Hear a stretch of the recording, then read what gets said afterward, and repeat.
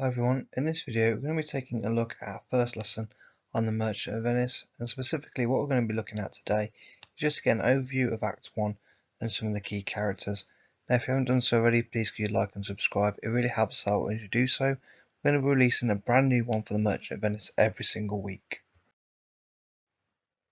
Look at the closed passage and use the words available to fill in the missing words or phrases. So here we have our passage, and on the right hand side you're going to see all the possible words that can go into the missing spaces. So these are going to be keywords relating to some of the key themes within the actual play, the key characters, and also some of the most important quotations from Act 1 as well. So it says then, at the start of the play, blank is feeling blank, but doesn't know why. His friend blank says it's because your mind is blank on the ocean, which implies he is worried about his blank in blank. We then meet his friend blank, who speaks of a girl he wants to blank. However, he explains he is currently suffering blank and has disabled mind blank, and cannot afford to embark on his secret blank and win the heart of the woman he blank to love. So if you need to pause the video here, please feel free to do so. What we're going to do now is we're going to jump ahead and we're going to have a look at the answers in the next part of the video. As feedback, check your answers against the completed passage and attempt the challenges that follow. So here on our left hand side then we've got our completed closed passage. So it says then, at the start of the play, Antonio is feeling depressed but he doesn't know why. His friend, Solario, says it's because your mind is tossing on the ocean, which implies he is worried about his investment in ships. We then meet his friend, Bassanio, who speaks of a girl he wants to marry. However, he explains he is currently suffering financially and has disabled minor states, and cannot afford to embark on his secret pilgrimage and win the heart of the woman he claims to love. So if we think about the challenges then, the first one I'd like to think about is, can you recall one or more key theme within the play? Now if you think about the play as a whole, there's roughly about 5 key themes that you need to know. And the more equipped you are with these themes, the better equipped you're going to be when it comes to the time to sit the exam. For the super challenge, I want you to think about what is Antonio's relationship like with Bassanio. And finally for our mega challenge, I want you to think, what happens next in the play? Will Bassanio be able to go on his pilgrimage? Now the reason why I've included that word in quotation marks is because normally we use this word when we're referring to a religious pursuit. However, he is hoping to embark on a journey set for love, or potentially, if you think about another interpretation, the financial gain. Look at the extract below and attempt the challenges that follow. So this is just a very simple extract from the play, and all we're trying to do really is get yourself familiar with the language and recall some of the key elements of the extract. So the first thing I'd like to think about then for the challenge is what is happening in this extract. So if you ever find that you're reading through some of the text in Shakespearean language that you can't really get to grips with all of it, don't worry about that too much at the moment. Just keep on applying your knowledge to it. Try and look at some of the key words and try and see if there's any inferences you can get from some of the words that do make sense to you. For the super challenge, I want you to think about, can Antonio help out Bassanio financially? Now hopefully you already know the answer to this from your prior knowledge. If you're not too sure, don't worry about it. We will be going through it in more detail. And then for the final one, Antonio was sad at the start of the play, but is now in a better mood now that he can help his friend. Do you agree with this statement? So again, I don't want you to think about these too much just yet. I'm going to read through the actual passage and then I want you to pause the video here and go through the challenges in your own time. So it says then, thou knowest that all my fortunes are at sea. Neither have I money nor commodity to raise a present sum. Therefore go forth. Try what my credit can do in Venice do, that shall be racked even the uttermost, to furnish thee to Belmont to fair Portia. Go presently inquire, and so will I, where money is, and I no question make, to have it of my trust for my sake.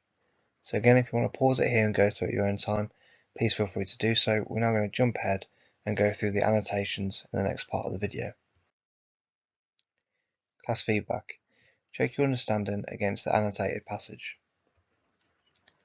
So here we have the same passage that we've just looked at then. The first thing I'd like to draw your attention to is this first line here. Thou knowest my fortunes are at sea. So put very simply, his finances rely heavily on trading ships that are out at sea, and that's where he's kind of put all his money. There's a little bit of risk involved there because if the ships don't make it back in time, or if they encounter some kind of trouble and they sink, then all of his money will be lost as well. Next, I have to raise a present sum. So he has no money to help. His friends come to him asking for financial help. He's explained he can't really do it because his ships are at sea. So they need to think about how they can actually come about that money in a different way.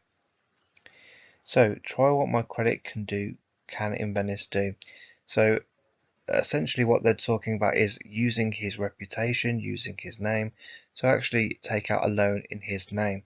Now that's quite a risky thing to do because if the ships don't come back, then it's going to mean he's going to owe quite a lot of money in terms of financial equity and things like that. So it's really important that they get their money back. Go to Venice to get a loan is the next part. To furnish thee to Belmont to fair Portia. Then you go to Belmont to see Portia. That's the lady that Bassanio intends to marry because she is attractive but also wealthy. Where money is, and I no question make, to have it of my trust or for my sake. So I also ask for a loan as a favour or a business loan instead. So it's quite an important thing to note about Antonio really is that he's really willing to go that extra mile for his friend, even though financially it's going to put him in a very awkward position. Now it's important that you think carefully about their friendship and the kind of relationship they have. There are multiple interpretations as to why Antonio is willing to do this for him. Look at the statements below and consider which ones you agree or disagree with the most. So the first one then, Antonio is risking a lot just to help out his friend. Hopefully we can all agree with that one. You could argue that his motivations might be slightly different from other interpretations, but I think we can all agree he is definitely risking a lot for a friend. Bassanio only wants to marry Portia because she is wealthy. Now this is something we can debate on. It's really important that you think about how he actually talks about her in the rest of the text. Money is a central theme in the play. So as I said previously, there's roughly around 5 key themes in the play. Do you think that money is going to be important?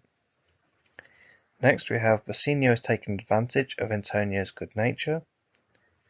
So have a think, do they actually have a give and take relationship, or is it one that's wholly surrounded around Antonio's ability to always be there for Bassanio, even though he may not even get the money back that he's owed? So before we move on, I want you to try and think about the stretch and challenge task and think which character can be linked to the theme of money. So use your wider knowledge, your understanding of the whole play and all the other characters. Which one most is representative of the theme of money? So use everything we've covered so far to respond to the question below. So it's a very simple question just to get you thinking about the theme. So how has the theme of friendship been presented in The Merchant of Venice?